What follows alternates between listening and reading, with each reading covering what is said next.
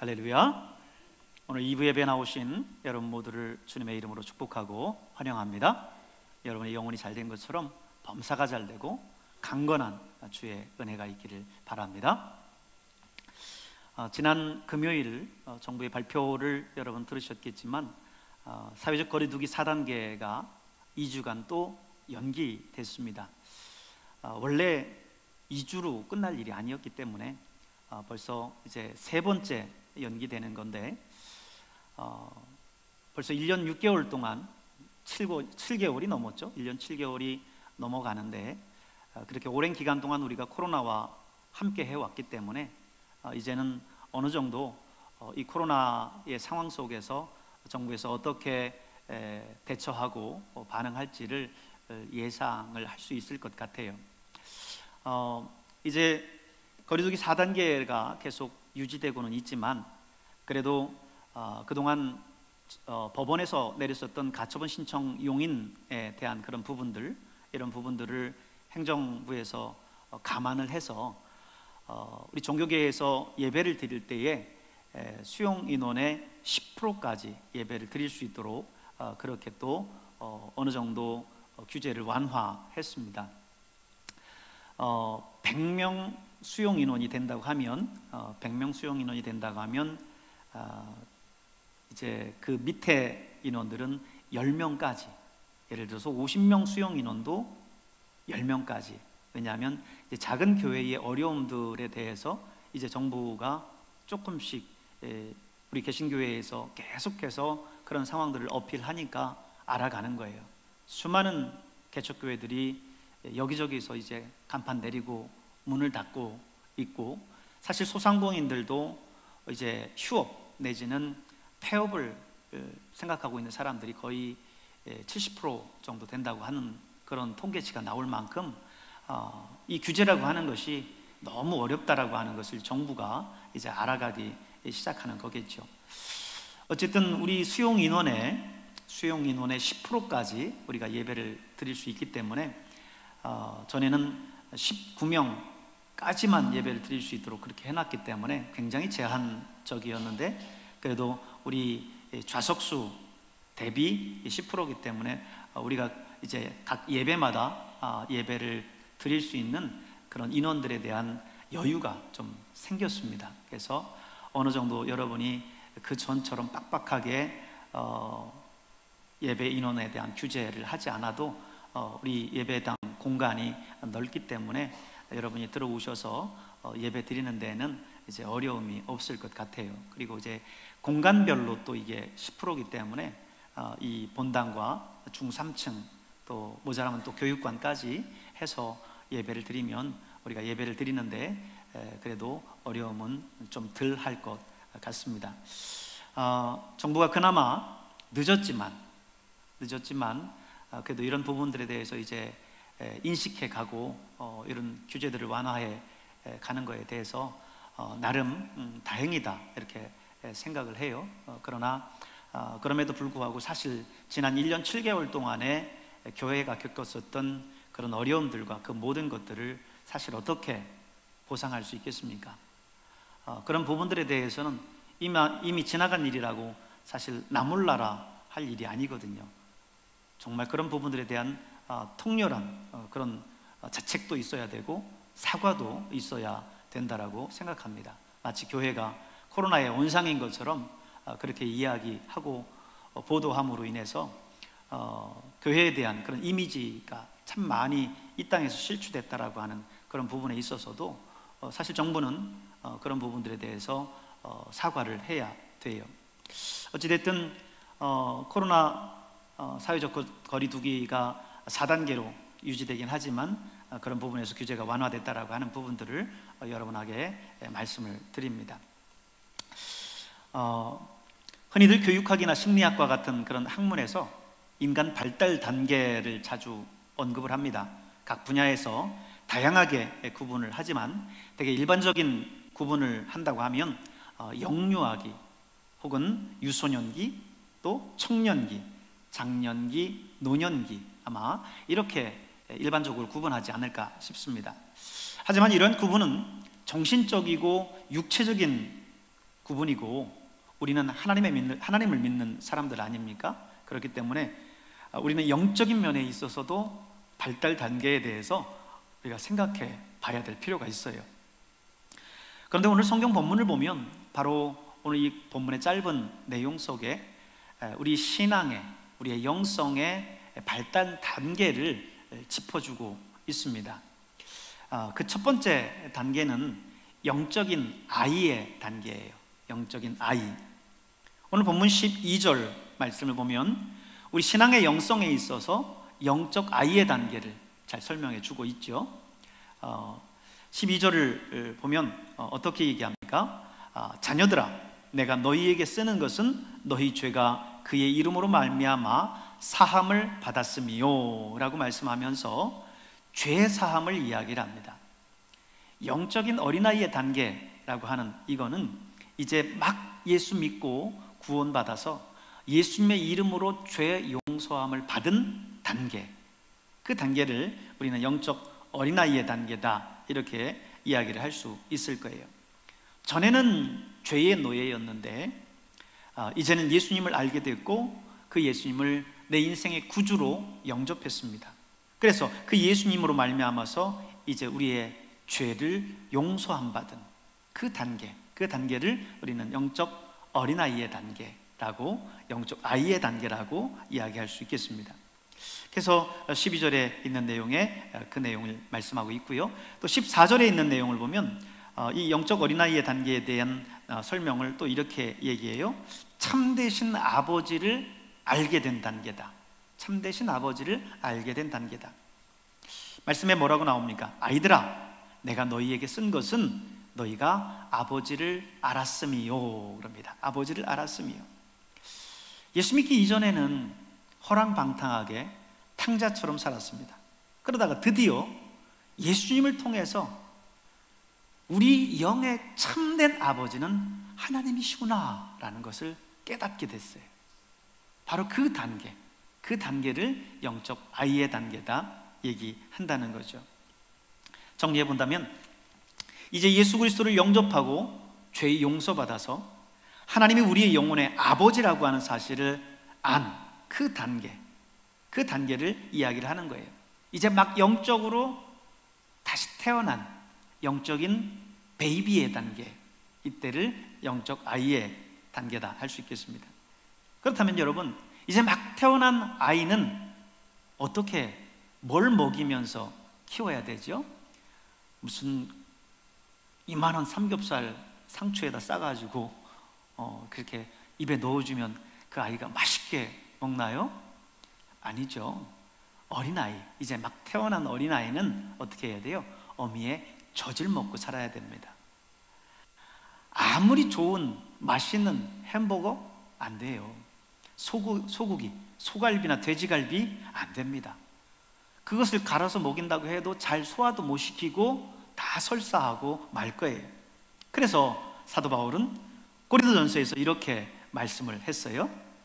내가 너희를 젖으로 먹이고 밥으로 아니하였노니 이는 너희가 감당치 못하였음 이거니와 지금도 못하리라. 고린도 교회의 성도들이 참 영적인 어린아이였던 것 같아요. 사도 바울이 내가 너희를 젖으로 먹였다, 밥으로 먹이지 않았다. 그런데 지금의 단계도 역시 밥으로 먹일 수 있는 단계가 아니다 라고 지금 이야기하는 거 보면 당시 고린도 교회의 성도들의 영적인 영성의 단계 수준을 알 수 있는 거죠. 하나님의 말씀도 영적 수준에 맞게 이제 받아들입니다. 영적 어린아이는 하나님의 말씀을 이 정말 좋은 말씀인데, 예를 들어서 여러분 고기나 이런 소고기나 돼지고기와 같은 이런 고기들, 단백질들이 얼마나 사실 필요해요. 그러나 그 어린아이에게는 그것을 주지 않듯이 아무리 산의 진미, 진수성찬, 육첩반상으로 차려줘도 어린아이는 그것을 못 먹어요. 먹지를 못하고 소화를 시키지를 못합니다. 그렇게 이런 영적 어린아이와 같은 그런 사람들, 이런 사람들은요, 하나님의 메시지가 회개의 메시지, 너가 잘못 지금 살고 있다, 지금 그렇게 살다가 망한다, 돌아와라 라고 이 회개의 메시지를 전해줘도 그 말씀을 받아들이지를 못해요. 괜히 그 말씀 때문에 화나 내고 시험 들고 나한테 하는 소리야? 이렇게 되는 거죠. 또한 헌신의 메시지를 해도 그것을 오히려 하나님 앞에 내가 정말 죽도록 충성해야 되겠다, 이 메시지를 들으면서 근데 그런 마음의 결단을 하는 것이 아니라 오히려 마음에 부담을 갖고 시험에 들고 그런다라고 하는 거죠. 그렇기 때문에 이 단계에 있는 사람들은 좋은 말씀, 자기가 듣기에 좋은 말씀, 소위 귀에 듣기 좋고 입에 단 사탕과 같은 그런 말씀, 그런 말씀만을 받아들이는 그런 사람들이에요. 여러분이 아이들에게 어릴 적 약을 먹이려고 하면 참 어려움을 겪잖아요. 약이 쓰니까 아이들이 먹으려고를 안 하죠. 그래서 뭐 밥에도 섞어서 먹여 보려고 하고 정말 별짓을 다 해요. 그런데도 그 아이가 약을 안 먹고 토해내고 뱉어내고 그러죠. 어린아이는 그래요. 어린아이는 지금 당장 내게 쓰면 받아들이질 않아요. 영적인 어린아이는 어떻겠어요? 마찬가지예요. 하나님의 말씀이, 주옥 같은 하나님의 말씀이, 정말 은혜가 되는 하나님의 말씀이 우리에게 주어진다 해도 자기 구미에 맞아야 되는 거야. 내 생각에 받아들여져야 되는 거야. 그럴 때 그 말씀을 받아들이고 내가 이해되지 않고 내 귀에 거슬리는 말이면 그것을 받아들이지 못한다는 거예요. 그런 사람은 영적 어린아이의 단계에 있는 사람들입니다. 우리가 자식들을 키울 때 그 나이에 맞게 아이가 성장하고 해야 부모가 기쁘지요. 키우는 재미도 있고 5살이면 5살에 맞게, 10살이면 10살에 맞게, 20살이면 20살에 맞게, 이게 그 나이에 맞는 그런 성장이 있어야, 그래야 부모도 기쁜 건데, 아이가 20살이 됐고 이제 막 30살이 됐고 이제 40살이 됐고 했는데 그 영적 성장 수준에 맞지 않으면 어떡하겠어요? 부모에게는 근심이 되는 거예요. 예전에 제가 제 어릴 적 초등학교 때 친구에 대해서 얘기해 준 적 있죠. 가분수였었던 친구가 있었는데 그 친구는 키는 크고 덩치도 이만한데 생각하는 그 수준은 5살 수준이에요. 그러니까 아이들이 매일 놀리는 거죠. 그 아이를 늘 등하교시키는 할머니가 그거를 보면 아이들을 호되게 혼내면서 손주를 데리고 갑니다. 근데 가슴속은 어떻겠어요? 가슴속은 그냥 후벼 파는 것 같았을 거예요. 그 나이에 맞게 자라야 그게 부모에게 기쁨이 되는 거죠. 그런데 우리의 신앙생활 한 지 10년이 됐어요. 20년이 됐어요. 아이고 아니요, 모태 때부터 시작해서 평생을 했어요. 그런데 아직도 영적 어린아이 수준에 남아있다라고 한다면 정말 우리 하나님의 아버지의 마음은 정말 너무 마음이 아프실 것 같아요. 여러분은 어떻습니까? 하나님의 말씀을 대할 때에 영적인 어린아이와 같이 그렇게 내가 내 구미에 맞고 내 귀에 좋은 말만, 그런 말씀만을 받아들이십니까? 영적인 어린아이의 모습에서 이제는 벗어나서 정말 장성한 자의 모습으로 하나님 앞에 서실 수 있길 바랍니다. 그래서 30년 신앙생활 하시면 30년 신앙생활한 그 모습만큼, 50년 신앙생활 했으면 50년 신앙생활 한 만큼 정말 정말 익어 있는 그런 신앙이 여러분 될 수 있길 바랍니다. 어떤 사람이 그래요. 늙는다, 늙어간다 라고 하는 표현을 아닙니다. 그래요. 뭐라고 그러냐면 익는다, 익어간다, 이렇게 얘기를 해요. 우리의 신앙도 세월이 가면 갈수록 정말 구태연해지고 형식에 얽매이고 과거에 매여 사는 그런 모습이 아니라 우리의 신앙도요, 정말 익어갈 수 있길 바랍니다.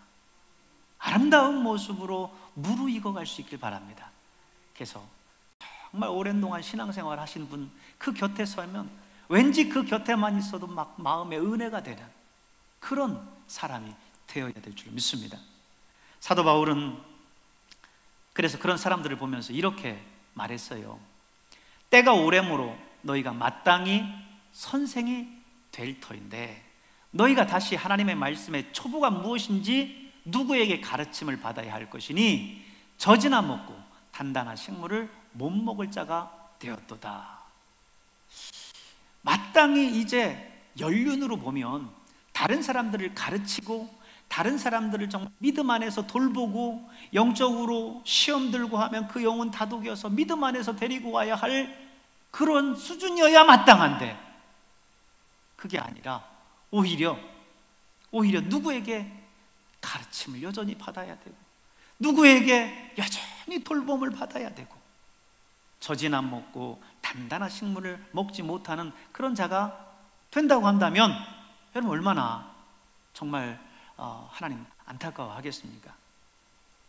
여러분 누군가 나에게 관심 안 가져주고 또 목사님이 관심 안 가져줬다고 시험 들고 하는 게 아니라 영적으로 무르익는 사람에게서는 뭐예요? 내가 목사님 돌봐야 될 사람 누가 있을까요? 내가 영적으로 좀 곁에서 기도해주고 또 어려움이 있으면 찾아가서 도와주고 해야 될 사람이 누가 있을까요? 교회 안에서 내가 봉사할 것들이 어떤 게 있을까요? 찾아와서 물을 수 있는 그런 사람이 무르익어 있는 사람이에요. 나한테 관심 안 간다. 응? 나는 왜 이렇게 대접 안 해주나? 이런 모습으로 있는 사람은 아직도 어린아이의 모습이에요. 누군가 여전히 관심을 가져야 되는, 누군가 24시간 관심을 가져야 되는 그런 어린아이의 모습이다라는 거죠. 여러분, 여러분 가운데 바로 이런 어린아이의 모습들 아직도 버리지 못한 사람들이 있습니까? 영적인 성숙을 사모하시길 바랍니다. 성숙한 신앙으로 자라날 수 있길 바랍니다. 두 번째, 우리 영성의 단계는요, 영적 청년의 단계입니다. 영적 청년의 단계. 오늘 13절 후반절과 14절 후반절에 말씀하고 있는데 13절 후반절을 먼저 볼까요? 청년들아, 내가 너희에게 쓰는 것은 너희가 악한 자를 이기었음이라. 악한 자를 이기었음이라. 14절 후반절도 보세요. 청년들아, 내가 너희에게 쓴 것은 너희가 강하고 하나님의 말씀이 너희 속에 거하고 너희가 흉악한 자를 이기었음이라. 여러분, 오늘 이 두 절을 보니까 공통적인 게 있어요. 뭐예요? 이겼다라는 거예요. 이겼다. 오늘 이 청년, 영적 청년의 신앙에 대한 그런 부분들을 14절을 중심으로 해서 한번 살펴보겠습니다. 이 영적 청년의 단계는 어떤 거냐? 첫째는요, 영적으로 건강한 단계예요. 영적으로 건강한 단계. 오늘 말씀에도 14절 말씀에도 보니까 뭐 했어요? 너희가 강하고 라는 말씀이 있어요. 너희가 강하고. 청년들은 어린아이들과 같지 않죠. 응? 강해요.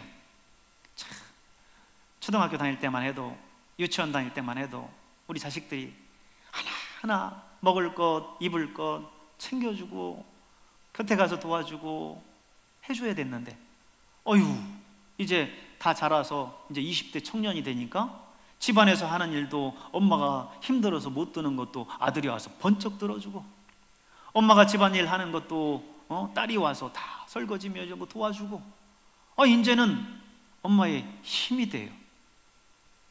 저도 우리 아이들 키우면서 어릴 적에는 참 정말 힘들더니 이제 크고 나니까 아버지 목회를 지가 도와줘요. 이제는 지들이 각 부서에서 교사로, 찬양단으로, 반주로 청년들, 학생들 하나하나 영적으로 돌보면서 해주는 아빠 목회에 정말 누구보다도 없어서는 안 될 조력자가, 협력자가 되어 있어요. 청년이기 때문인 거예요. 청년의 단계는 이렇게 강해요. 어릴 때 어린아이를 위협했었던 그런 병들이 청년에게는 전혀 위협의 대상이 되지를 않아요. 건강하기 때문이죠. 힘이 있기 때문에 그렇습니다. 청년들에게 어른들이 가끔 그런 말 많이 하죠. 야, 내가 네 때에는 모래를 씹어 먹어도 소화를 다 시켰어. 그분한테 한번 물어보세요. 진짜 모래 씹어 드셨습니까? 한번 물어보세요. 근데 사실 무슨 말이겠어요? 그만큼 청년들이 소화력도 강하고 건강하다는 거죠. 청년의 시대에는 그렇다는 거죠. 그걸 이야기를 하는 거예요. 여러분, 우리의 육신은 세월이 가면서 늙어갈 수밖에 없죠. 주름도 생기고 허리도 굽어지고 근력도 없어지고 해가지만 우리의 영혼과 우리의 영성만큼은 건강한 힘 있는 청년의 영성을 가질 수 있길 바랍니다.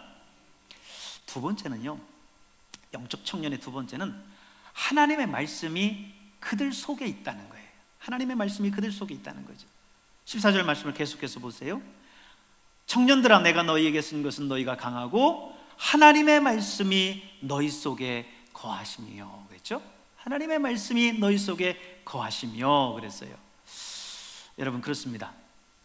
청년의 단계에서 청년이 강할 수밖에 없는 것은, 청년의 영성을 가진 사람들이 강할 수밖에 없는 것은 하나님의 말씀 속에 있기 때문에 그래요. 하나님의 말씀.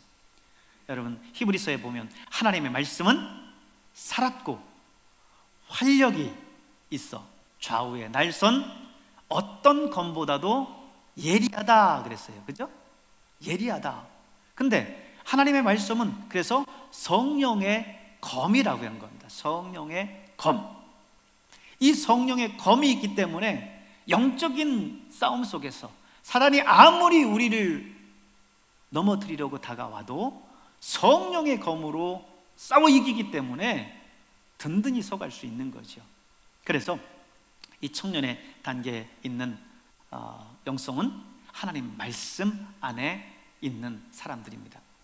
세 번째는요, 악한 자를 이기는 단계예요. 14절 마지막에 너희가 흉악한 자를 이기었습니다. 흉악한 자를 이기었습니다. 13절에도 너희가 악한 자를 이기었음이니라 이렇게 말씀하고 있죠. 공통적인 거는 악한 자, 흉악한 자 뭐겠어요? 사단이고 마귀죠. 그 악한 자가, 악한 사단이 우리에게 와서 우리를 넘어뜨리려고 해도 그 사탄을 어떻게 한다고요? 싸워서 이긴다는 거예요. 그러므로 이 청년의 단계는 영적 싸움에서 이 악한 자를 이기는 단계입니다. 영적 전투에 나가서 늘 패배하고 패배감 속에서 억눌려서 돌아오지 않아요.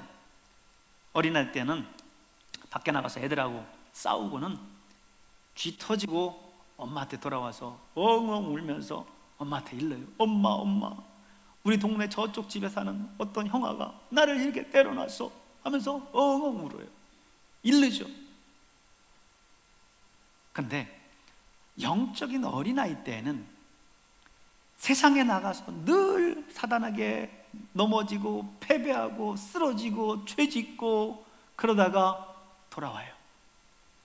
그런데 영적인 청년의 영성을 가진 사람은 나가서 싸워서 이긴다는 거예요. 승리한다는 거예요.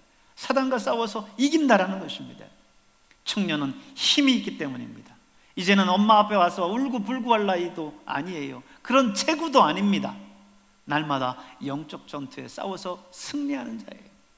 우리가 어느 때까지 세상 속에 나가서 사단에게 영적 전쟁 가운데서 매번 패하고 돌아와서 하나님 앞에 울고불고 그렇게 어린아이의 모습을 가지고 있겠습니까? 오히려 우리가 이제 10년, 20년 신앙생활에서 장성한 영적 청년이 됐다고 한다면 세상에 나아가서 사단과 더불어 싸워 이기고 승전보를 가지고 돌아와서 하나님 앞에, 하나님, 내가 사단의 그 유혹 속에서 싸워서 이겼습니다 하고 승전보를 드려야 되지 않겠습니까? 오늘 본문의 특징은 악한 자를 이겼다. 청년의 단계의 세 번째 특징, 악한 자를 이겼다는 거예요. 그렇습니다. 청년을 이렇게 평가해 보면 청년의 힘이 있어요. 도전하는 도전 정신이 있습니다. 젊음이 있고 패기가 있고 불굴의 의지가 있습니다. 저는 여기 계신 우리 장년 성도님들 참 소중하게 여기고 귀하게 여기지만 그 무엇보다도 우리 청년들을 참 제가 좋아해요. 왜냐하면 그들에게는 정말 젊음이 있기 때문이에요. 패기가 있기 때문에 장차 하나님 앞에 쓰임받을 수 있는 그런 귀한 미래가 그들에게 이제는 있기 때문에 우리 청년들을 제가 사랑하고 좋아해요. 그렇기 때문에 여러분, 오늘 여러분의 신앙만큼, 신앙의 영성만큼은 청년처럼 불굴의 의지로 여러분 이겨나갈 수 있길 바랍니다. 여러분, 에디슨 아시죠? 발명왕 에디슨. 에디슨이 평생 1930번에 발명을 했다라고 그래요. 야, 많이 발명했죠. 그는 역시 발명왕이에요. 그런데 그가 그런 업적을 남길 수 있었던 거는요, 지칠 줄 모르는 도전 정신 때문에 그렇습니다. 그가 전구 하나를 발명하기 위해서요, 그 전구 속에 있는 그 필라멘트를 무려 3,000번이나 갈아 끼웠다는 거예요.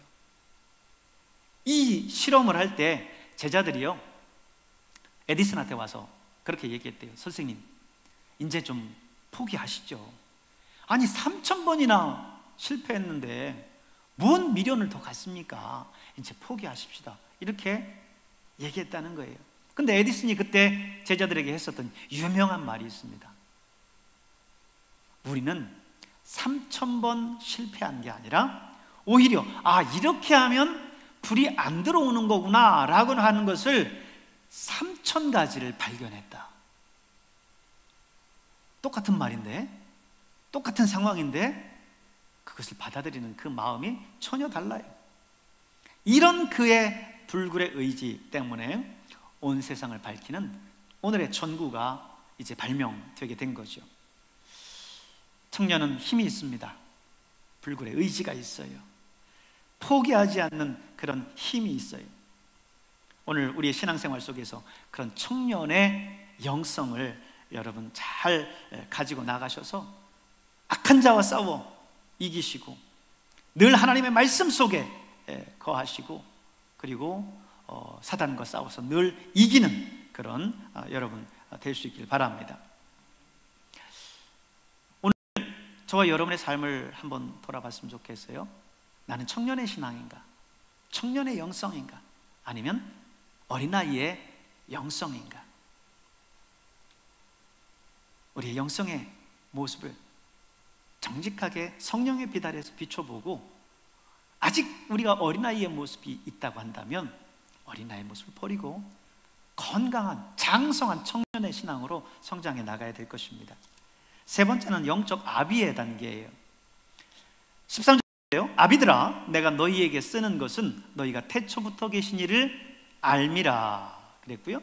14절 중반절에도 동일하게 말씀하죠. 아비들아, 내가 너희에게 쓴 것은 너희가 태초부터 계신 이를 알았습니다 그랬습니다. 이 영적 아비의 단계는 태초부터 계신 이를 아는 단계라는 거예요.